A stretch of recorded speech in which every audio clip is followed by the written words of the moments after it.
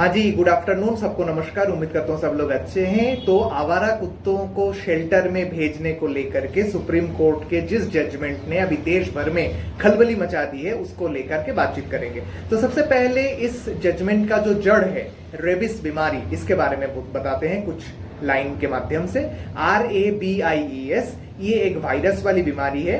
ये वायरस जब कुत्ता हो, बिल्ली हो, चमगादड़ हो, ऐसे जानवर के शरीर में घुस जाता है और वो जानवर आपको काट लेता है तो सलाइवा यानी लाला रस के माध्यम से आपके शरीर के अंदर भी वो वायरस आ जाता है और इसके चलते बुखार, सर दर्द, मसल क्रैम्प, पानी से डर लगना, फिर पैरालिसिस, दिमागी हालत बिगड़ जाना, मुंह से लाला निकलना, ऐसी बहुत सारे लक्षण आपके शरीर में आ सकते हैं। तुरंत आप इसको संज्ञान लेते हुए इसके इलाज ना कराएं तो आपकी जान जा सकती है।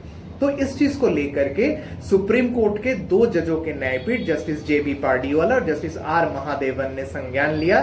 Suo motu civil writ petition number 5 of 2025 और 11 अगस्त 2025 को इसका जजमेंट आया। ठीक है, तो देखिए इस जजमेंट का जो शीर्षक है वो ये था, city hounded by stress, kids pay price. ठीक है, 19 पन्ने का जजमेंट था।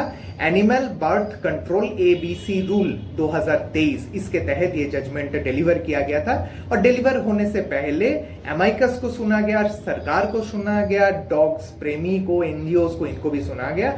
बट क्योंकि supreme court is a court of law, देश की भलाई, बच्चों की भलाई, जनता की भलाई, पशुओं की भलाई, सब कुछ सोचने के बाद, विचार करने के बाद डॉग शेल्टर के अलावा और कोई ऑप्शन शायद सबको दिखा नहीं, सूझा नहीं, तो इसलिए ये जजमेंट डिलीवर हुआ। मोटा मोटा ये था कि जितने भी आवारा कुत्ते हैं सड़क से म्यूनिसिपैलिटी वाले उठाएंगे, डेजिग्नेटेड डॉग शेल्टर में ले जाएंगे, स्टेरिलाइजेशन करेंगे, वैक्सीनेशन करेंगे, वहीं पर रखेंगे। तो उसके बाद फिर NGO, पशु प्रेमी, साउथ दिल्ली, साउथ बॉम्बे वाले लोग सारे सड़क पर उतर आए, सरकार को गाली देने लगे, सुप्रीम कोर्ट के जजमेंट की आलोचना करने लगे और सुप्रीम कोर्ट से ये अपील किया कि इस चीज का, ये जो जजमेंट था इसका रिव्यू किया जाए। ठीक है, तो सुप्रीम कोर्ट ने 3 जजों का एक बेंच बना दिया, क्योंकि इससे पहले 2 जजों का बेंच ने इसको सुना था। तो 3 जजेस में से प्रिजाइड कर रहे थे जस्टिस विक्रमनाथ, फिर थे जस्टिस संदीप मेहता और जस्टिस NV अंजारिया। इन्होंने जो 2025 के 11 अगस्त का जजमेंट था उसको रिव्यू किया, साथ ही साथ 2 एडिशनल SLP और 1 सिविल रिट पिटीशन भी था। तो सब केसेस को कंबाइन करके इन्होंने सुना और 22 अगस्त को पुराने जजमेंट को थोड़ा सा रिवाइज करके एक जजमेंट सुनाया, जिसमें यह बोला गया कि वही आवारा पागल कुत्तों को म्यूनिसिपैलिटी वाले उठाएंगे, डेजिग्नेटेड डॉग शेल्टर में ले जाएंगे, वहां पर स्टेरिलाइजेशन, इम्यूनाइजेशन करेंगे और जो नॉर्मल कुत्ते हैं, जो सही हैं, उनको वापस छोड़ दिया जाएगा और जो बीमार कुत्ते हैं, पीड़ित कुत्ते हैं, जिनके अंदर रेबीज का लक्षण है, उनको वहीं पे रख दिया जाएगा। फिर पशु प्रेमी को यह बोला गया कि आप लोग 25,000 रुपए और जो NGOs थे वो 2 लाख रुपए, ऐसे कुछ अमाउंट तय कर दिया गया, 7 दिन के अंदर सुप्रीम कोर्ट के रजिस्ट्री में जमा करेंगे। ये पशुओं के कल्याण के काम में लगाया जाएगा और साथ साथ म्यूनिसिपैलिटी को ये आदेश दिया गया कि आप लोग सड़क पर अलग अलग जगहों पर वो कुत्तों को खिलाने पिलाने के लिए जो अरेंजमेंट्स है वो बना देंगे।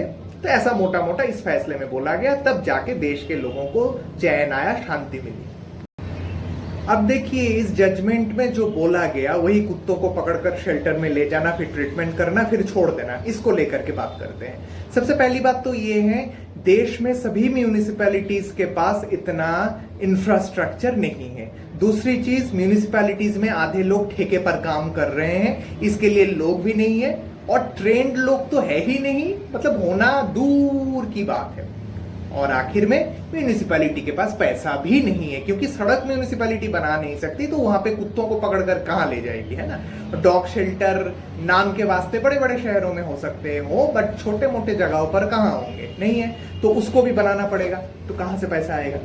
ठीक है, तो ये एक एस्पेक्ट हो गया। अब देखिए, मान लेते हैं कि म्यूनिसिपैलिटी वालों ने लोगों को हायर कर लिया, ठेके बेसिस पर ट्रेनिंग भी दे दिया, मान लेते हैं।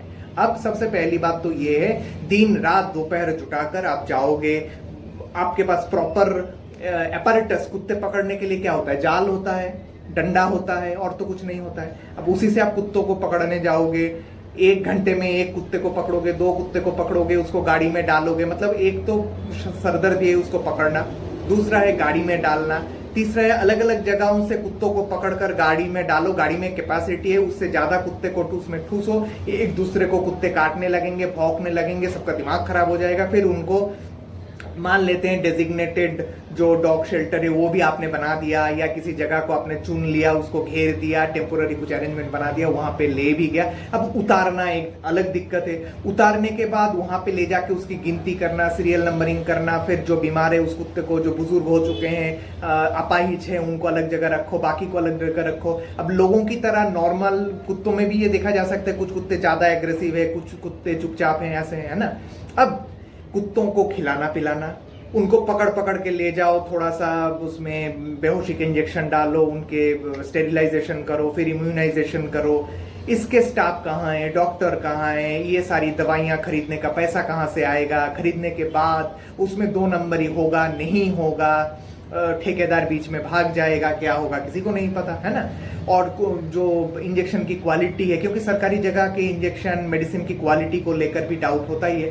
तो ये सब होने के बाद आप कुत्तों को कैसे सेपरेट रखोगे, फिर वो इंजेक्शन डालने के बाद कुत्ते और भी पागलों की तरह बिहेव करने लगेंगे, उनको कैसे शांत रखोगे, वापस रूम में ट्रांसफर करोगे, फिर छांट के गाड़ी में बिठाओगे, फिर ले जाके सड़क पे जहां छोड़ा था, मतलब किस कुत्ते को कहां से पकड़ा था वीडियो बना के रखोगे, उसी बंदे को वही वीडियो देख करके वही फला कुत्ते को XYZ जगह पर एक एक करके छोड़ना है। रामगढ़ के कुत्ते को श्यामगढ़ में छोड़ोगे तो पशु प्रेमी आपको आके पीटने लगेंगे, है ना।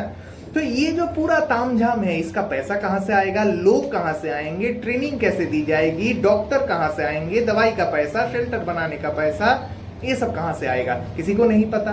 और इतना सब कुछ करने के बाद दवाई ठीक से काम करेगा, स्टेरिलाइजेशन ठीक से हुआ या नहीं हुआ, क्योंकि ऑपरेशन थिएटर वगैरह ये सब है नहीं, इसमें कितने कुत्ते मर जाएंगे, वो कुत्तों को कहाँ बरीड वो कर दोगे, है ना। फिर जहां पे रखोगे वहां पे आसपास लोकालिटी जो भी लोग हैं वो बदबू से परेशान हो जाएंगे, कुत्तों की चिल्लम चिल्ली से परेशान हो जाएंगे, है ना। तो लोगों की शिकायत आएगी, उसको आपको निवारण करना है, ये बहुत बड़ी बात है। तो ये पता नहीं सुप्रीम कोर्ट ने बोल दिया, सरकार, दिल्ली सरकार भी काफी सदर्थक भूमिका में दिख रही है। हाँ, हम लोग द्वारका में ढूंढ लिया है, गोविंदपुरी में ढूंढ लिया, यहाँ ढूंढ लिया, वहां ढूंढ लिया, शेल्टर है हमारे पास, ले जाएंगे, कुत्तों को डाल देंगे। कुछ नेता ये कह रहे हैं नहीं, हम तो बहुत दिनों से ऐसे बोल रहे हैं। बच्चों की भलाई करना बिल्कुल सही बात है, बट हमारे पास इतना इंफ्रास्ट्रक्चर, इतना पैसा तो है नहीं, इतना ट्रेनिंग नहीं है, लोग नहीं है, ठेके वाले लोग अपने जान को जोखिम में क्यों डालेंगे। उनके आप इंश्योरेंस कराओगे क्या, या वो कुत्ते के काटने से मर जाए, बीमार हो जाए, उनके फ्री इलाज करोगे, जितनी महंगी इलाज चाहिए होगा वो करोगे क्या, या सरकारी अस्पताल में डाल के रखोगे मर जाए तो, या मरने के बाद उनके घर वाले को दूसरी नौकरी दोगे, क्या करोगे। ये सब लंबा प्लानिंग होनी चाहिए। अब सुप्रीम कोर्ट ने कुछ हफ्तों के बाद ये क्या, इसका तालीम जो ऑर्डर दिया गया था इसको माना गया नहीं गया, वो आपको कोर्ट को बताना पड़ेगा, है ना। तो वो बताने के बाद देखते हैं कोर्ट क्या कहती है। लास्ट में चंद इंटरेस्टिंग फैक्ट्स। तो कुत्तों को ये स्टेरिलाइजेशन, फिर इम्यूनाइजेशन, वापस छोड़ना, इसके बाद कोई रिलेशन नहीं है, बट वही नोएडा के बड़ी बड़ी सोसाइटी के बड़ी बड़ी जो फैमिलीज हैं उनके कुत्ते, वो लिफ्ट मैन को काट रहा है, दूध वाले को काट रहा है, सफाई वाले को काट रहा है, लिफ्ट के जो दूसरे बच्चे लिफ्ट में से ऊपर जा रहे हैं उनको काट रहे हैं, फिर दोनों परिवार के बीच लड़ाइयां हो रही है। ये सब कुछ कम होगा क्या। दूसरी चीज, जस्टिस पार्डीवाला के रिसेंटली वो तमिलनाडु गवर्नर वाला जो जजमेंट था कि गवर्नर बिल लंबे अरसे तक अपने पास नहीं रख सकते, उसको लेकर के प्रेसिडेंट ने सुप्रीम कोर्ट को लिखा, भी सुप्रीम कोर्ट में प्रेसिडेंशियल रेफरेंस में सुनवाई चल रही है। तो काइंड ऑफ उस जजमेंट को थोड़ा सा हो सकता है चेंज कर दिया जाए, फिर ये डॉग वाले जजमेंट को चेंज कर दिया जाए। तो जस्टिस पार्डीवाला के जजमेंट को अभी लेकर के देश भर में चर्चा चल रही है। उसके और भी हो सकता है कुछ इस टाइप के जजमेंट हो जिसके बारे में हमें नहीं पता हो, तो वो थोड़ा सा चेंज किया जा रहा है। और ये जस्टिस पार्डीवाला के जजमेंट को थोड़ा सा बदलने के लिए जो एक बड़ा 3 जजों का बेंच बना दिया गया, उसमें जो प्रिजाइडिंग जज थे जस्टिस विक्रमनाथ, और जो दूसरे जज थे जस्टिस NV अंजारिया, तो ये कुल मिला के तीनों जज गुजरात हाई कोर्ट से थे, सेम टाइम में तीनों जज थे। और जस्टिस विक्रमनाथ के साथ कोविड के दौरान सेम डिवीजन बेंच में जस्टिस JB पार्डीवाला भी बैठते थे। ये है फैक्ट्स।